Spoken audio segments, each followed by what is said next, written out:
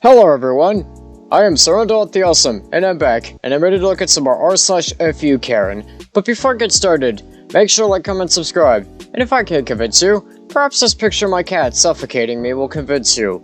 Without further ado, let's get into this. So his first post here says, bride canceled her wedding and broke up with her fiance after guests refused to pay her $1,500 attendance fee.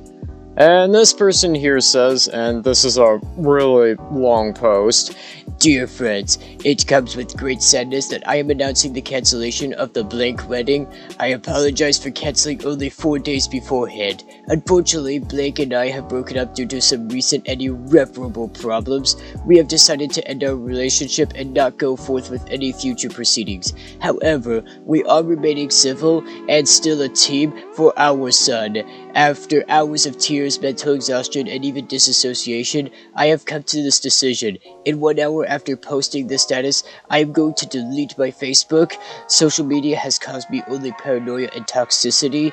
I will be spending these next 2 months backpacking in South America, exploring my soul and ridding myself of toxic energy brought on by my friends and family, the ones who I thought I could trust the most." Okay, I mean, good for you. Anyways, this person here goes on to say, "Hence, I will be out of the country for all of October and November. Please don't contact me. When I am ready, I may make a new Facebook and add friends/family that haven't effing stabbed me in the back." How did this all come crashing down? Well, I invite you all on Facebook, players, bystanders, and side characters of the people in my life to take a seat and listen. You are involved in this somehow. Everyone is wrapped into this mess. Even if you weren't invited to the wedding, I don't care. You might hear of the drama, and I would rather you hear it from me, and I am not asking for sympathy. I just want to tell my story. Before I begin this mini-novel, I invite all of you, including the blank who ruined my marriage and life, to put yourselves in my shoes for once. Let me take the stage and let me voice the most painful few months of my life. And this person here goes on to say, "First things were like a fairy tale. I met the love of my life at 14. We were both young, but somehow we just knew things were meant to be.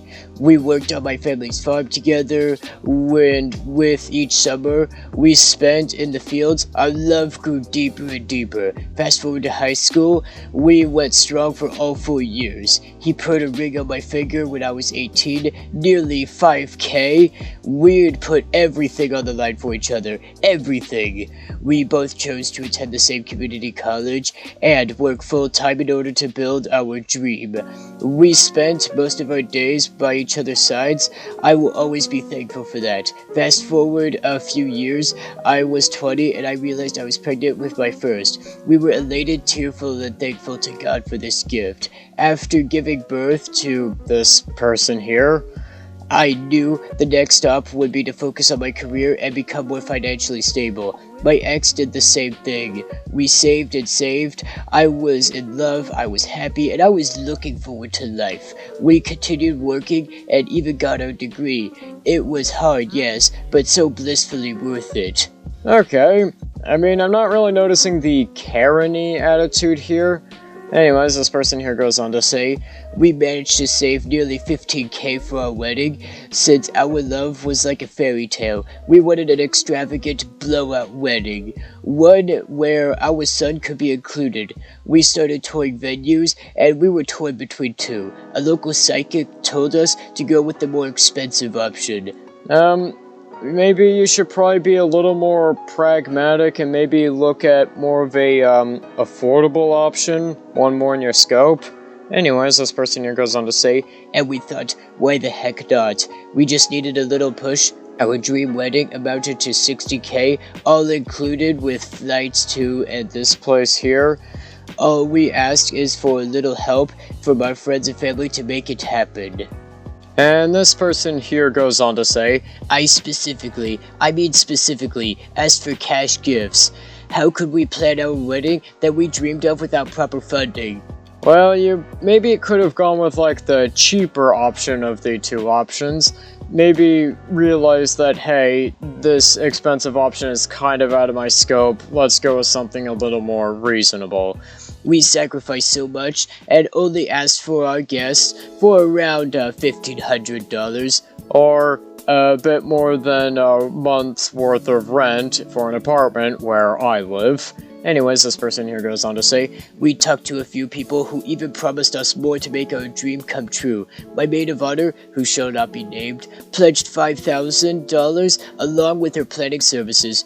We tearfully thanked and accepted my ex's family offered to contribute $3,000. So, our request for $1,500 for all guests is not that out of the ordinary. Yeah, actually it kinda is, my friend. Like, we made it clear, if you couldn't contribute, you were not invited to our exclusive wedding. It's a once-in-a-lifetime party. And this person here goes on to say, so, we sent out RSVPs, and only 8 people replied and sent us the check. We were effing livid. How was this supposed to happen without a little help from our friends? Again, you maybe should have gone with something a little more in your scope. Anyways, this person here goes on to say, to make matters worse, my ex's family took back their offer. Suddenly, more and more people backed out, including the C maid of honor. Well, that's not very nice. My best friend since childhood, my second family. I was so shocked and tearful. To make matters worse, it was only a month before the wedding. To cancel everything would have been more than $5,000. Desperately, we resent our invites and asked people to donate what they could. I mean, seriously, people, what is $1,000? What is $1,500? Almost a rent's worth where I live, or actually more than a rent's worth where I live for an apartment. Anyways, this person here goes on to say, clearly not a lot. It would have been quite manageable and within budget. I've heard of people asking for worse. Well, I have too, but still, yeah, this is still quite unreasonable. Anyways, this person here goes on to say, also, we set up a GoFundMe that only got us $250. At this point, we were exhausted, tired. I yelled at my ex. I became unraveled. I realized my dream wedding was turning into a nightmare. And then, things got worse. And this person here goes on to say, my ex came into the room and offered to get a Vegas wedding done. Oh, hey, I mean, that'd be pretty cool. A wedding in Vegas. I laughed in his face, but he was dead serious. He wanted those cheap, raggedy, filthy, horse-like Vegas weddings. Mate, it's a wedding in Vegas. What more could you want? I mean, what the F? He was out of his mind. Am I some hoosh piece of cooker trash? Oh, that's not very nice. Am I supposed to like the idea of getting married in the heart of shady gamblers, alcoholics, and get-rich-fast fallacies? Suddenly, my body began to shake as I was entering a panic attack. My ex left the room and didn't apologize for his terrible suggestion. Then, I called my maid of honor and cried my eyes out. Instead of sympathy, I was told that I was asking for way too much and that I should stick to my budget. Well, yeah, like I said, you were asking for way too much, and you should honestly kinda tone it down to something more within your scope. I mean, no words can describe. How could someone who has offered me thousands of effing dollars then deny me my promised money and then tell me to shift down my budget? Well, again, maybe you need to be a little more reasonable with your budget. She knows my effing dream was a blowout wedding. I just wanted to be a Kardashian for a day and then live my life like normal. I called her a filthy effing poor excuse of a friend and hung up. Oh, that's not very nice. Anyways, this person goes on to say, then she blocked me off of all social media. Rumors swirled. I received anonymous death threats. Well, okay, I don't condone this, but I'll definitely say this person needs to be a lot more reasonable in her budget. My ex stayed out later and later, and I have a feeling he even cheated. Okay, again, I don't condone that. My bridesmaids climbed onto the boat with my maid of honor and dissed me. They essentially told me I was crazy. They asked for their deposit back, so I said, F you. I refused to give it back to them until they could pay me back for their emotional distress. My ex started talking to my maid of honor and gossiped behind my back. I overheard him talking in the basement when he called me a stuck-up bee. And this person goes on to say, anyway, I am exhausted, I am bone tired, my heart is not the same. It's stone cold, fragmented, and empty. I need to get away from this awful society. How hard would it have been to effing donate, friends? Do I matter to you? Just give me the effing money for my wedding. I won't even sugarcoat. I won't even pretend that's not what I wanted. It was for a dream. I was stabbed, cheated on, Possibly. and worked. Goodbye. See you in 2 months.